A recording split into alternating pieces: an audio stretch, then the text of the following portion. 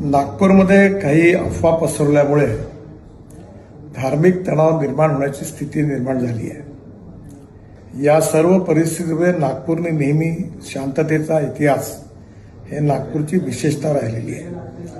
माझी सर्व बांधवांना विनंती आहे की त्यांनी कुठल्याही प्रकारच्या अफवांवर विश्वास ठेवू नये, शांतता प्रस्थापित करावी आणि कोणीही रस्त्यावर येऊ नये।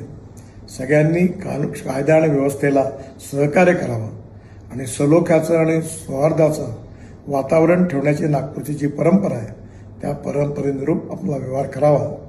ज्या ज्या लोकांनी चुका केल्या असतील किंवा ज्यांनी गैरकायदेशीर कृत्य केले असतील त्यांच्यावर सरकार कारवाई करेल असा विश्वास मी आपल्या सगळ्यांना देतो। माननीय मुख्यमंत्र्यांनाही या संबंधातली सर्व माहिती मिळालेली आहे, त्यामुळे आपण कुठल्याही अफवांवर विश्वास न ठेवता आपण सगळ्यांनी सहकार्य करावं आणि प्रेमाचं सौहार्दाचं उत्तम वातावरण ठेवण्याकरता मदत करावी, पोलिसांना मदत करावी असं माझी आपल्या सगळ्यांना नम्र विनंती आहे। नमस्कार।